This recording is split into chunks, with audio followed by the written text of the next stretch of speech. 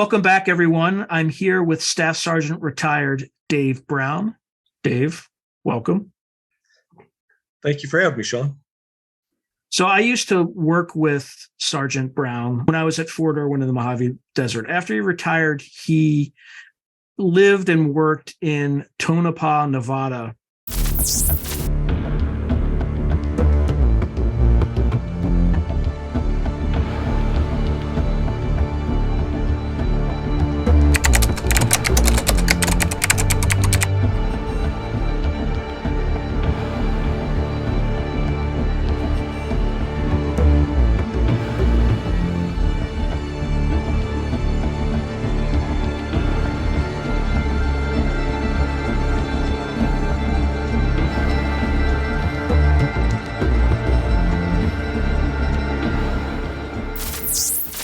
For some period of time.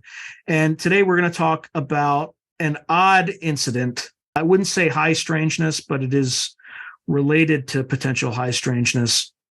He had an odd event that happened on or about February or March 2017. Dave, you want to start with what happened? That it was it on like a weekend or during the week? It started on the weekend. We had got a notification that MUFON, Mutual UFO Network, was going to be coming to the community to do some research. Where did you get the notification? Well, we got the notification on the internet. We had saw a blurb in one of the local websites that said that they were going to be at the library, and we were going to go to the library and see what they were looking at. Because we had seen MUFON elsewhere. In the announcement, did they say what they would be covering? Like, was it a recruiting event? Was it a general information session, or was it ambiguous? It said that they were investigating a potential crash in the Tonopah area in the 30s, 40s. I don't remember the date that they were specific about. Okay. All right. And they put this on some bulletin board on the internet, or it's an announcement in some local news site, something like that, and right. They're going to be coming to town during the week or on that weekend? They got to town on Saturday. Well, I believe they got to town on Friday, but and that's when the internet went out, was on Friday night. And when you say the internet went out, was that a common occurrence? Because I mean, Tonopah is relatively remote, or is that something that was different in a certain way?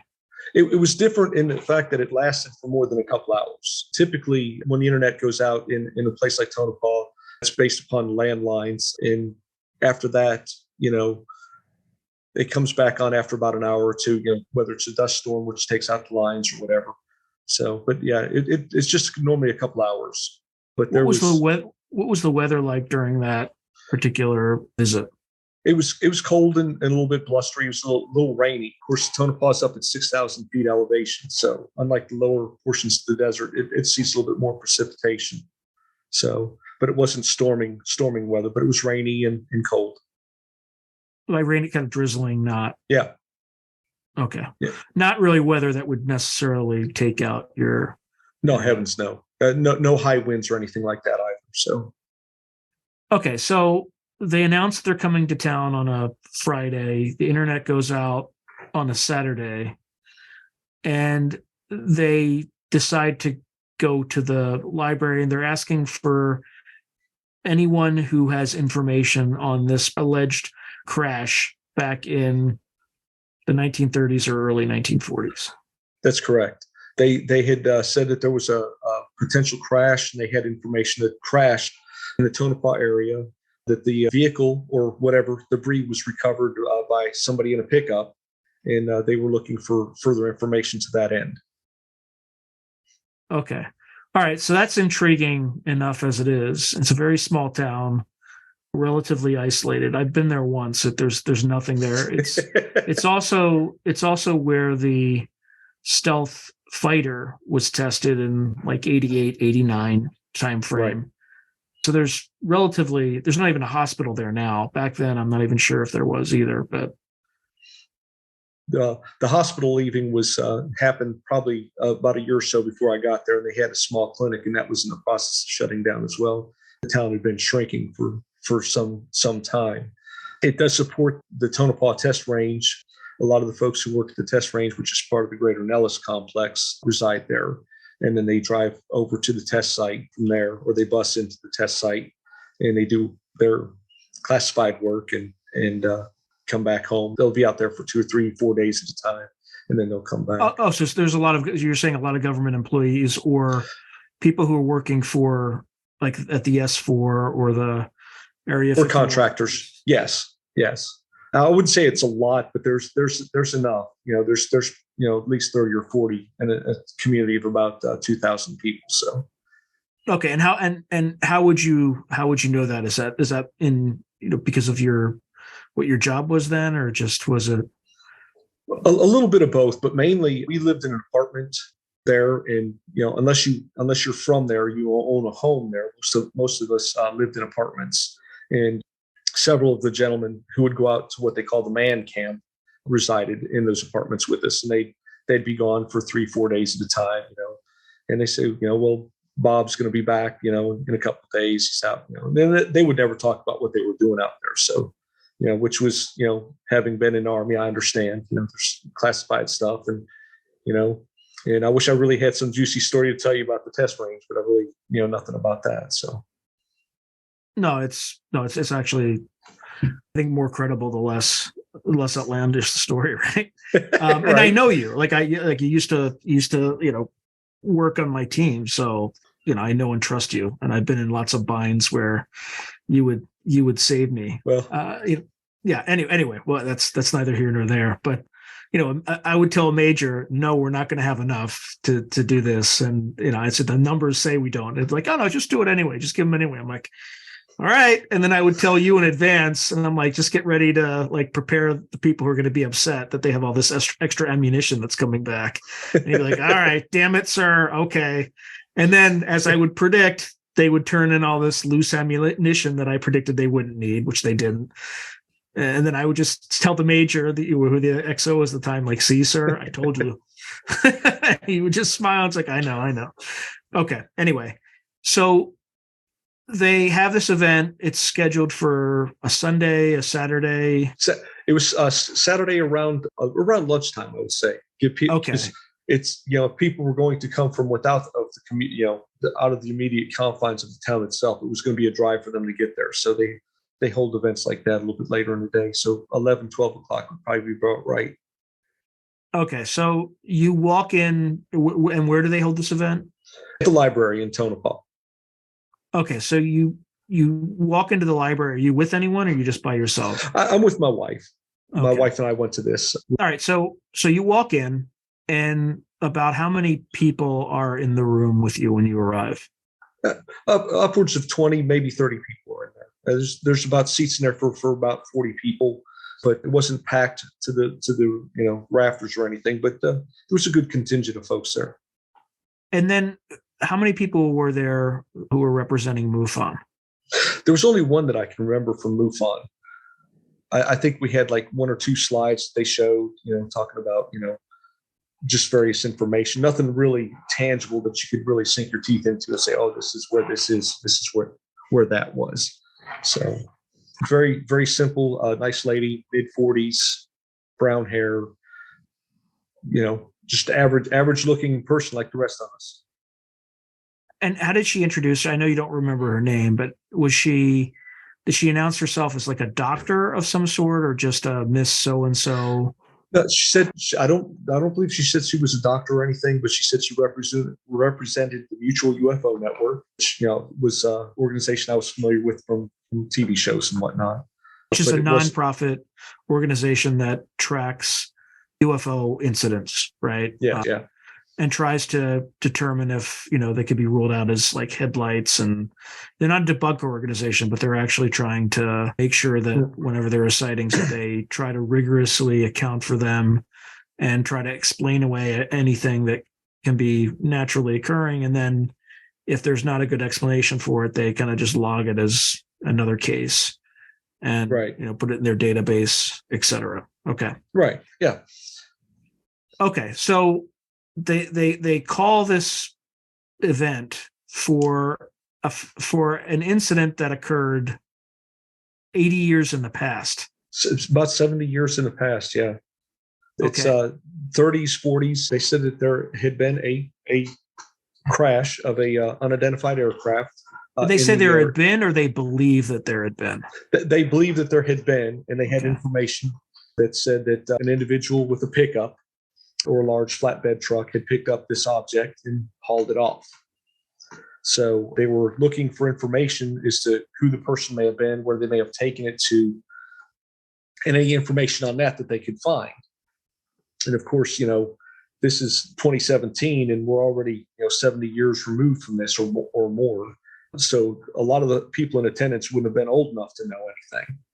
So, and the couple of folks in the community who were of age that probably would have known anything were not in attendance. There are several citizens there that are, as we talk offline about, that are old enough to have probably been around back then. It would be worthy of interviewing as far as information like that goes. So, but they were not present.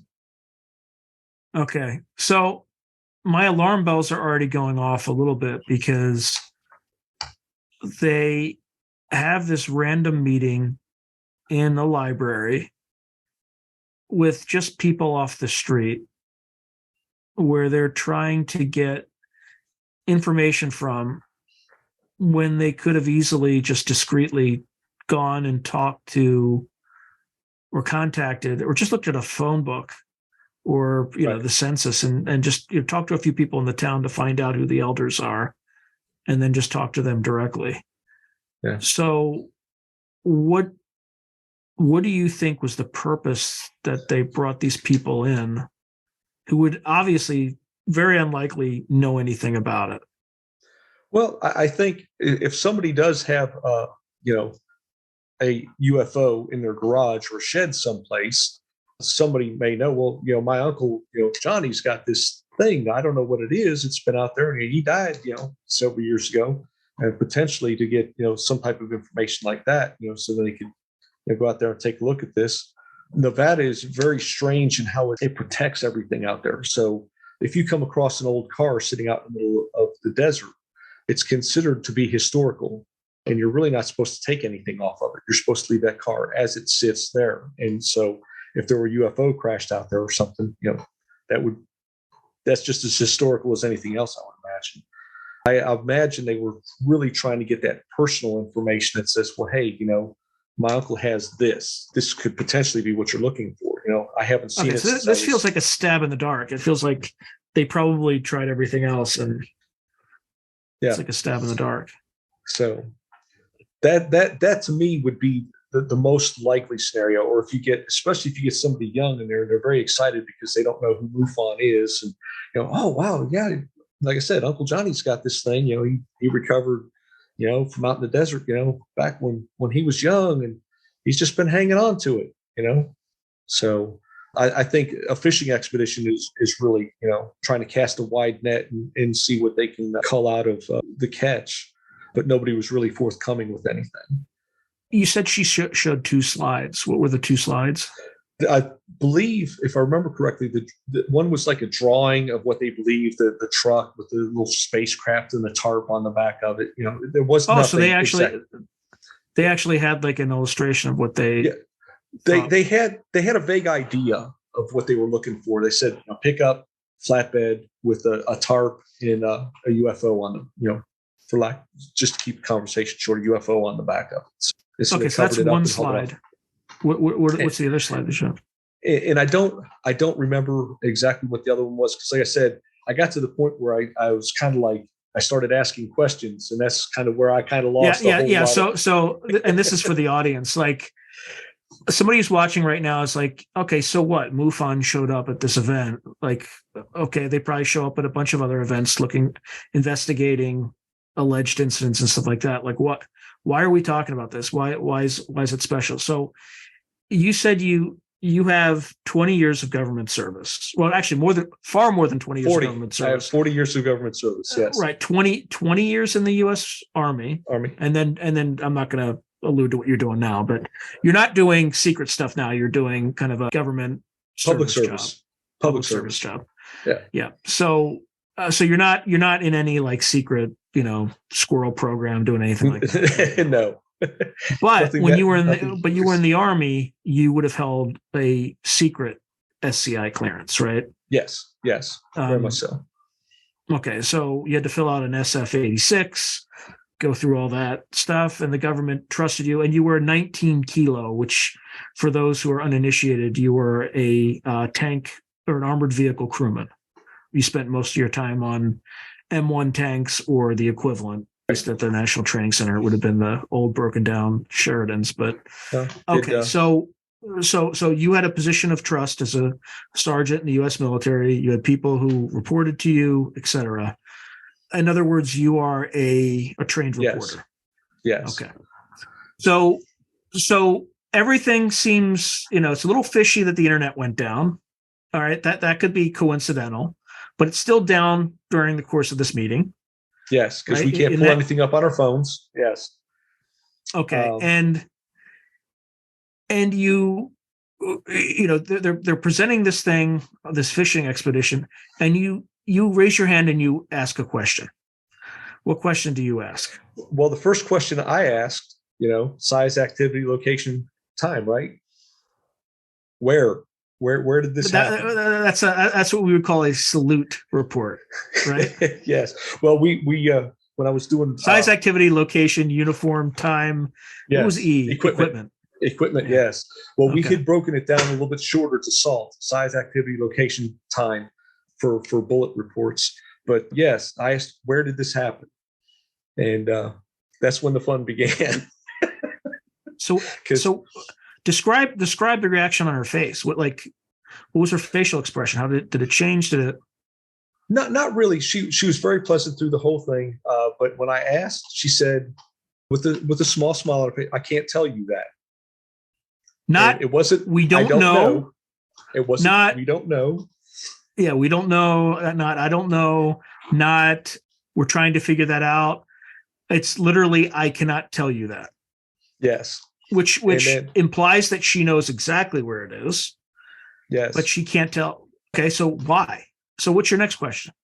Well, that was my second question, was why, and I can't, because my inner conspiracy theorist is already racing, because now she sounds like she works for the government, and automatically it's like, you can't tell me. It's why can't you not tell me?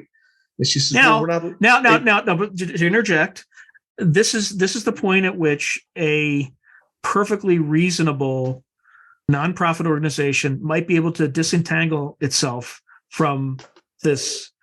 So in other words, a legitimate answer that you would expect from somebody who had nothing to hide would be something to the effect of, we have an idea of what the location is, but we don't want people tracking through there and disturbing it before we have a chance to fully investigate. Right? That would be a little bit more of a like an answer you would expect if somebody had nothing to hide. But what was the answer that you got? And she smiled and said, she says, I'm just really not allowed to tell you that. And for me, not allowed to tell you that. Yes, she can't. I can't tell you that. So the thing is, like you were saying, is being who we are, we would have done our due diligence before we even went to the meeting. We would have went to the location. So once you've been there, it should be okay to send people to that, what is presumed to be the location. We weren't even given that opportunity, because me, I would have driven out there and been like, start looking, because I've lived in the desert, about 11 years of my lifetime. And so what's natural and what's not natural to an extent.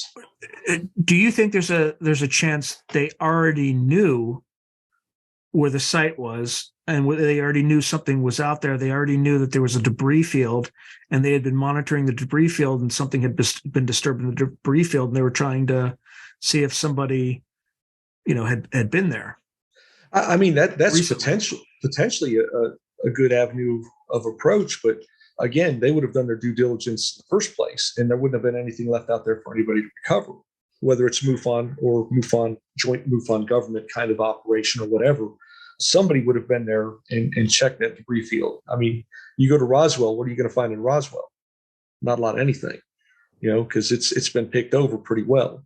And I'm sure they would have been. Although there is some place in New Mexico where there's like a massive debris field that they just dumped a bunch of junk and Coke cans and stuff like that there, so that nobody would bother to go. But apparently there is still like a place where there's a bit of a debris field for a previous, I don't know if it was the Aztec crash or something else, or so I've heard. And where I've heard it was Gary Nolan, I think Jack Valet went there at some point and went to this debris field, but there's a lot of trash there, so it's almost like it's hidden in plain sight. But anyway, sorry to interrupt. So you asked the second question. Yeah. The other thing is you can't really use a metal detector in the desert because of the static electricity that builds up in the sand itself. And you've been out there often enough. You shock yourself a lot of times just walking through the sand and stuff out there. It does make using metal detectors very, very difficult. So visual, going out there and visually looking and manually, moving aside dirt and debris or foliage and stuff like that, it would be the way to do that. So, but again, not knowing where the crash site was, that's the number one thing. Where, you tell us where, you'll get so many people out there looking, we'll help you find it, but not being able to tell us, you can't tell me is not invoking a whole lot of trust in my military mind. So did you ask any questions after that? Well, we asked, they did not know who the person was who they believed to have taken the object. And so I reiterated that question because, if you could at least get a last name or two, again, people in that area, stay there for a really long time or they leave. But there would probably be some family, that you could probably go and interview. But again, due diligence would have taken them down that road already. I think that they were just casting a wide net to try and catch whatever loose ends they could catch that they hadn't already avenues they haven't already gone down. So that would be the closest supposition I could make on that. And did they say why now? I believe somebody asked that question, and they said that something to the effect they had reason to believe that somebody has brought this item back forth. But I mean, nobody, news like that would have spread. I would have heard that news rather quickly given where I was at, what I was doing. Unless you were monitoring someone's communications. Right. So in which case you would know, you would have plenty of. Yes. So it was the whole thing was just really just, suspect to me. It's like. So when they said that, when they had reason to believe it was resurfaced, did anybody follow up? Like, how do you know? I don't believe so. Because like I said, there was a lot of laughter because, they were keeping it light and loose, which is, a technique. Well, she was keeping it light and loose, but everybody, was getting a little bit, there was a little bit of humor to it. But again, like I said, once I heard, I can't, we can't say, it's like, then if you can't say, I'm not saying another thing, then. Did they give you any sense of where the crash, like near Tonopah, crashed near Tonopah, or the truck ended up somewhere near Tonopah? The truck, it was allegedly on somebody's private property. And as you know, most of the land, like we've discussed, is in government owned. In Nevada is government owned. So that's limit. I mean, that kind of limits it right there, but not knowing what property, that belongs to, and people there are generally, pretty civil, If you say, hey, look, I'm looking for UFO stuff, can I look on your property? They'd laugh and probably say, go right ahead. There's no reason to expect that people would, forbid you from looking for it. In heavens, you'd be out there walking around with all the hills, draws, valleys, you're not, unless you live on top of a hill overwatching your whole property, nobody's going to be able to see what you're out there doing anyway. So the opportunity to go searching was truly there. If we'd have been given some type of landmark to go with, and then look at logic and things of that nature. So very, very strange to me, Sean. Was there anybody else in the audience that seemed suspicious? So the one thing I can't reconcile is why there would only be one person there. Again, people, from the military, people always travel in pairs. right? You always have a That's team. true. That's true. Right. I don't remember if there was somebody there because again, it's just one of those things where until we linked up a few years ago, we started talking. It's just really one of those things. And then we were talking, and it's kind of brought it back. Like, well, hey, when I was in Tonopah, this happened. It was like your light bulb went off, and I was like, but I really didn't pay that much attention to it. It was very suspect at the time, but I was just like, it's just somebody fishing for something for the government at this point. And I just put it in the back of my mind and moved. Of course, I've moved several times since I was in Tonopah, so it's not been at the forefront of my mind until we started talking about things like this. So yeah, I mean, to be honest, if the government were looking for something like this, right, they absolutely would not come out and say, "Hey, we're from the FBI," or "Hey, we're from the FAA," or "Hey, we're from the NTSB," right? And we're looking for a downed UFO. Yeah, right? National Security Agency, right? Yeah. or the DIA, or the CIA, like those, the DIA and CIA specifically are supposed to be operating overseas. They're not supposed to be operating on U.S. soil, right? So, right. So even they would say like, but if you believe that the government takes the UAP situation more seriously than they let on publicly, the way that you would do it is you would not say, "Hey, I'm here from the government and I'm here to find a UFO." You would say, "Hey, I'm here with a New Fork or MUFON." New Fork is the other kind of organization that investigates this stuff, as a cover, and you would, in order to get the information that you wanted, without exposing the government's interest in such a topic. Right. Again, the place where I have the most trouble is why would they only send one person? Now, when did the internet come back on? The internet came back on the next morning, on Sunday morning, which, thankfully we had TV and we weren't dependent on streaming services to watch anything. But all right, so if you were the government and you had reason to believe that somebody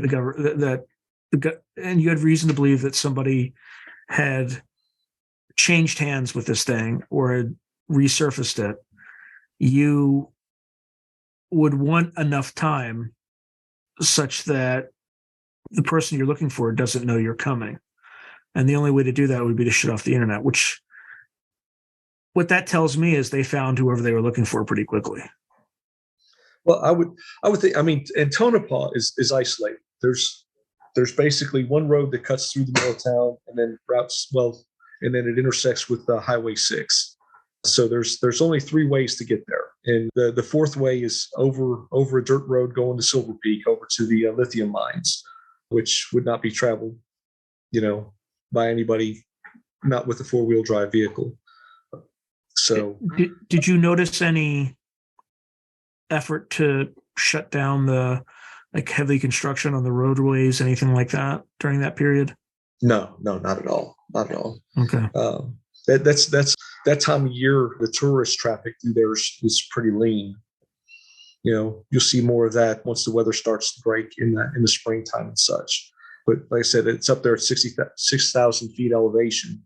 So it's not a place where snowbirds will be residing. Folks that come down from the north to get away from the weather, they tend to go down towards Arizona and New Mexico. So the core of people there were the people who belonged there. There was not an influx of tourists and stuff to overpopulate the area or take up too much of the traffic. You would have noticed anything out of place. So if someone knew something about this incident, who would they have to contact? Like, did they leave contact information? They probably did. I don't think I got a business card or anything like that. I figured, well, I could, if I needed to contact MUFON, I could catch them on the internet. And once it came up, so, but no.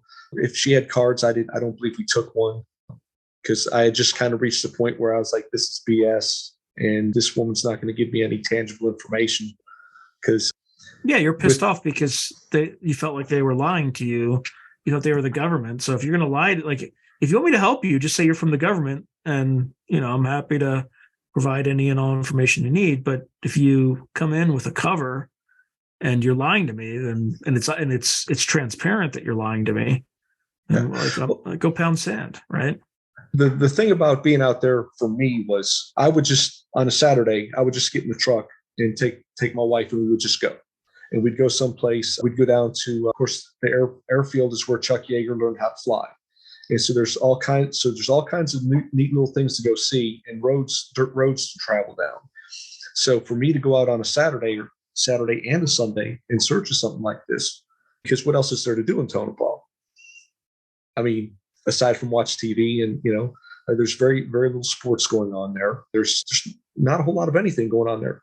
If you want to drink, you can, a lot of drinking you can get done, but as far as, so you find your own fun there. And to me, this was really a kick in the teeth because of like, I would go look for this thing, I do a lot of photography, and even if I couldn't recover something, I could at least take a picture, and accurately, describe on a map. I could pull out a military map. I could get you at least within an 8-digit grid of wherever we were at to, figure out, hey, this is where it's not like any of this information is secret, right? For $88, you can join MUFON and gain access to their databases, right?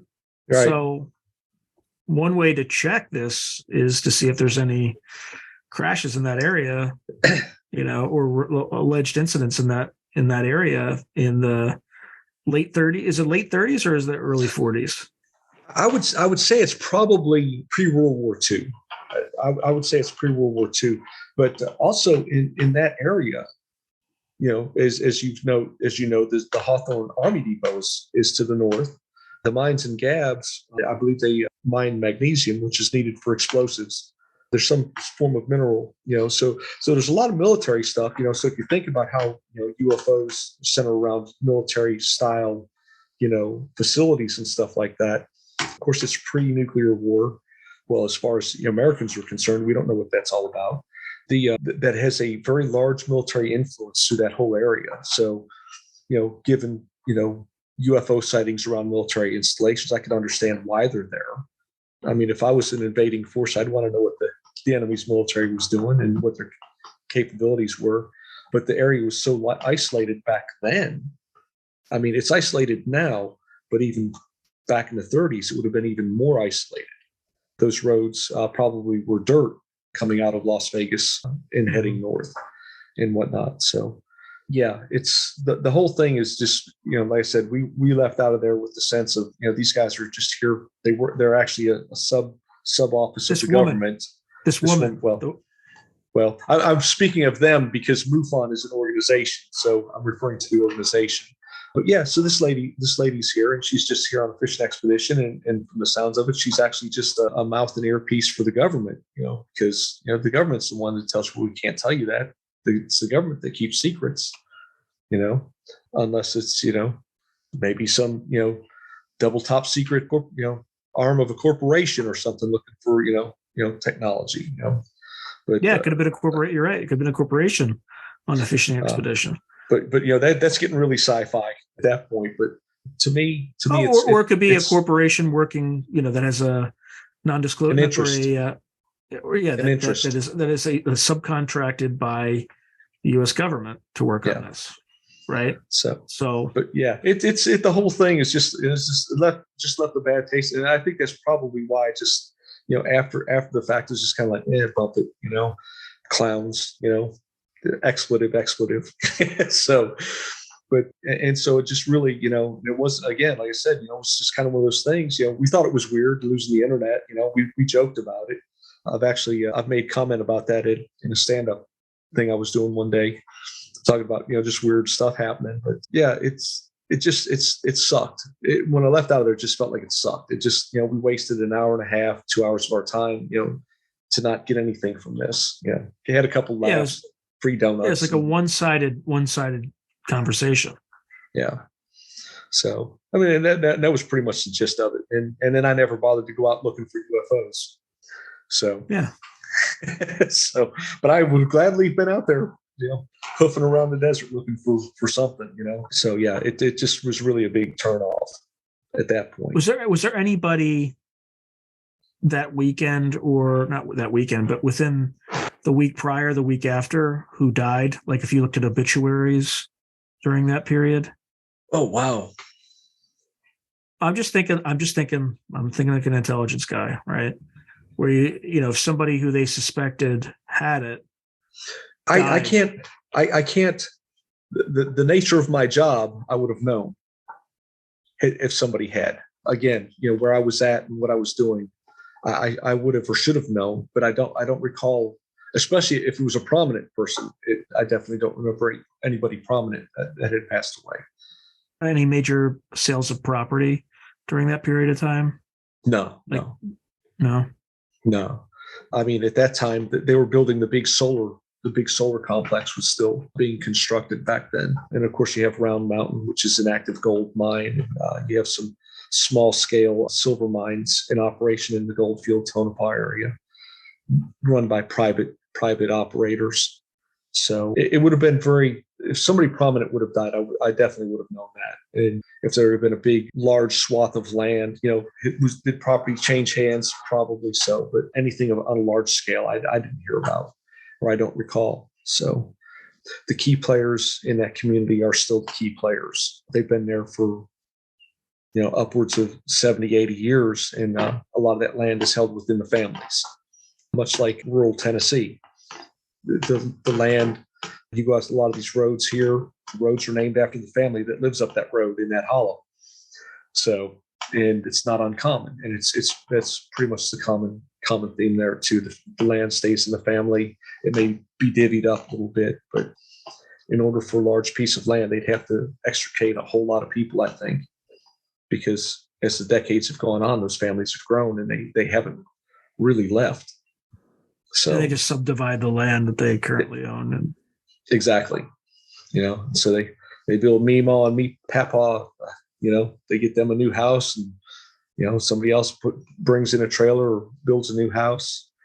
They're more likely to bring a trailer in some of the more remote areas because it's just so hard to get any kind of construction done unless you do the construction yourself, and then there's no oversight. So there could be a ton of garages out there we don't know about that have some form of electricity rigged up to it. Nobody's going to bother to go out there and make sure it's the code or anything like that. So, I mean, you could probably do something like Google Earth and kind of peruse, but it's not going to give you enough detail to say, well, hey, there was a crash site here, unless, a large scale ship had crashed. But, that's obviously not going to fit on the back of somebody's pickup.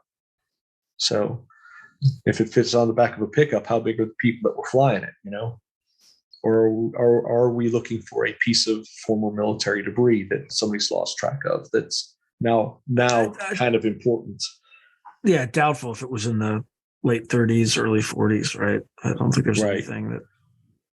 No, I don't think that they were flying that far north. I don't think the northern aspects, I think the Tonopah aspect of the flight with Chuck Yeager and those guys learning how to fly, that's World War II pilots learning how to fly. And I don't think that they were using all their test ranges would have been north up in the Walker Lake, Hawthorne Army Depot area, because that's where they were producing the munitions and that's where they were testing them. So there was not a whole lot of testing from what I could gather in that area. It wasn't until they started using a little further south of Area 52 in the Nevada test range where they were detonating nuclear bombs post World War II. So, I mean, there's a couple of great pictures of people at casinos watching the mushroom clouds north of Las Vegas. Just like, do they really understand what that is that's going on up there? Like, there's no way I'd be close to that, but it's America. Not back then. Not back then. I had no idea. No, they had no idea. So as far as getting out there and rooting around, for my money, I don't think it would have been in close to Tonopah. It would have been in somebody's property a little bit further removed, out beyond the airfield, perhaps, probably more to the north as opposed to the south, because the south of Tonopah would be your traffic going to Goldfield. And in that time, the mines were winding down. Of course, once upon a time, Tonopah was one of, if not the largest, one of the largest communities in the state of Nevada because of the mining operations. So anything going south would have been where the traffic was. So the lesser trafficked areas to the north and to the west or to the east would have been more of your areas. and everything to the west of Tonopah is to get out of town. Once you get out of town, it's all dirt roads. There's nothing paved going west out of Tonopah. Yeah, I wonder what triggered it, though. It sounded like there's an intercepted communication or something like that. That it would have had to been an intercepted communication, or even somebody contacted MUFON and said, "Hey, well, when I was a young kid, my grandpa told me about this X." So now it's rumor verification, or they have hard evidence, or they have both. Right. So, but again, it seemed more of a fishing expedition as opposed to an actual legitimate. I think they had the information that they were looking for, and they were just looking for anything they could get to corroborate or eliminate. Triangulate. Yeah. Right. Triangulate where this thing may or may not be. Or again, if there's any spare bits of this thing out there, get their hands on that and get that removed from the public access, and put that in wherever it is that they put those things. So, and that was pretty much the gist of it. Fishing. What can you tell us? We're not going to tell you anything. We suspect something happened. What do you know? So. And I don't understand why they use that technique and why, how that would possibly even work, right? I don't know, and of course, hopefully this generates a conversation, and somebody from MUFON contacts me and says, "Well, hey, Dave, this is actually what we were doing back then." And if they do that, I'll let you know. But right now, I'm just kind of like, wow, this is Speaking of which, if you know anything about any alleged crashes or crash retrievals or anything like that in the Tonopah, Nevada area, please put something in the comments below. Or if you're from MUFON and you know more about this particular incident, or if you were the person who showed up there, if you could also put information in the comments below. It's just the way it was handled was, for people who have any time in military service, seemed very government-like, as opposed to nonprofit. Like a nonprofit those folks would not be trained to answer something in that way. And even this person, I would say, was not trained very well. So it was almost like a subcontractor for a government entity, and they just weren't, it was suspect to me. It just made me just, wow, this sounds exactly how the government would operate. Yeah, like it's suspect. It's wow. And then of course you get your internet back, your life goes on, and you forget all about it. So it's pretty much where it was. Because just the internet going out was a source of humor. While because when you're joking about things and joking about conspiracy theories. Yeah, like, haha, what a coincidence that the internet went out. And then you think about, why would it be convenient for the internet to go out? So whoever they're looking for doesn't know they're coming for them. Yes. Right? Because if they showed up to that room, right? It's like, oh yeah, my Uncle Joe has it. Okay, please stick around. wait for everyone else to leave. They're identifying you, so when you leave the building, they can follow you. They have somebody stationed out in the parking lot to follow you. The library there, they have kept great records as far as the community and such. And I just did not, while my background is in history, I just did not, take the time to sit there and try to swim through a metric butt ton of information and films and books and, stuff of that nature to try and figure this out. I figured these folks have already done that. Because do you think there was a newspaper article at the time about this? Potentially. And so see, now when we finish this, now I'm going to be starting my investigation anew. Thank you, Sean, because I don't have enough going on. Yeah, this is why officers are a pain in the ass, because they can think of all these great ideas, and then NCOs have to go and answer all these great ideas. Boom, great idea, Ferry. Boom, here's a great idea, right? And you have to. Right. Hard work is tracking all this stuff down. I can come up with these ideas all day. That's easy. Right? But it's actually finding the information that's hard. Yes. I mean, anybody who's done any type of historical research, of course, your background, doing financial, it's data. There's the data is just like, wow. In recent times, things have gotten much easier, but when you're sitting there looking at a wall of books of catalogs, and you don't know where to start. You're going to try and narrow. It's going to be a shotgun blast, and you're going to try and refine your shot down into a more of a refined, narrow area, narrow scope to kind of dig into it. So it's worth a trip back to Tonopah at this point, but it's not going to happen anytime soon, I don't believe. It does warrant further investigation. So, and I never did join MUFON, and while I do enjoy the scientific approach and the scientific ramifications of alien life out there, it's just not something I've been pursuing. Well, again, it's a UFO. Who knows if there's any life in it? It could be a probe. It could be interdimensional. It could be a highly advanced Nazi experiment with anti-gravity, right? I don't know what it is. It's a UFO. The Deutsche Glocken, the bell, the German bell. Die Glocken. Or the Glücke. That's how it's pronounced. Yeah. Again, I left the meeting with a bad taste in my mouth because I was like, what the heck was that all about? So it's like, talk about asking questions. Now that I'm thinking about it, it's just kind of pisses you off a little bit more now that I'm thinking about it more. It's like, damn, but worthy of more investigation. And I will be reaching out to my contacts back in Tonopah to see, because now it's kind of like, but they've probably cleaned up by this point. We're already 5 years removed from 2017, going into 6 years removed. If there's been anything discovered, I'm sure they've already gotten their mitts on it and have rolled out with whatever was available. You could reach out to your contacts and just ask for her information, and then just do a Google search to see if the person actually exists. Yeah. Right. Well, check the MUFON site to see if they're actually with the organization or have ever been with the organization. So, fair enough. So I have to report back to you. Yeah, well, add me back on if you have any of that information. Like anybody die, in that period? Did there any major property sales during that period? Yeah. Probably 3 months before, 3 months after. Deaths, again, obituaries 3 months before, 3 months after. What else? The name of the person, if there was anybody else with her. New businesses, large scale new business. Not that that's a hotbed of new business out there in the middle of nowhere, but or maybe even after they came, right? Because let's say somebody had it and the government said, "Why don't we just we'll give you $10 million and you just walk away from this property." Yeah, close up shop and head on out. Potentially. But I think more of that would have spread pretty quickly too. There was, wasn't there a family that bought the Mitzpah? A family bought the hotel and is restoring the hotel in Goldfield.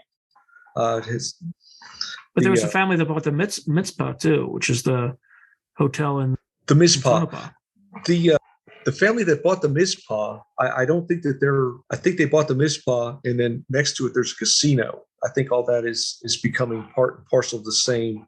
The people who own the casino bought the hotel and making it part of a larger complex.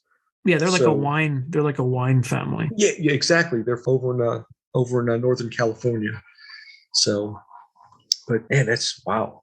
It's been a minute since I've been thinking about all the stuff that happened there. But I do know that there's another family who's come in and purchased the hotel in Goldfield, and they're renovating that, and that's an expensive proposition to try and bring it back to into that time period with the mosaic floors and the woodwork and just the general craftsmanship of what went into those places. Because everything's so sterile when you go into a modern hotel casino or even a modern hotel. It's but the craftsman doors and everything, the woodwork, the intricate lattice work and stuff that they do. So if there's a lot of anything like that that's in the middle of town, I don't think anything like that would have a direct reflection on that. But yeah, there is some move to renovate the communities, but they're so far removed from anything. There's you've been there. It's wow. Yeah. The closest hospital is 90 miles away. That's just like that's a hard community to live in. If something goes sideways, it goes sideways fast. So, and then that's pretty much where it's at right now. But I will be doing some investigating now. Thanks, Sean. I didn't have enough on my plate, so I don't need Yeah, to exactly. dive Well, into this. that's why you got to bring in an old former officer in here to Yeah, create I work appreciate for you, that. as usual. Yeah, exactly. You're the one that's got to work for a living, not me. Hey, All right, well, my friend. Always good to see you. Good to talk to you too, Sean. Thank you. And thanks for the story. This is highly suspicious at a minimum. So yes, it is. all right, I'll talk to you soon, my friend. Take care of yourself, sir. If you enjoyed this video, hit like and subscribe, and I'll see you next time.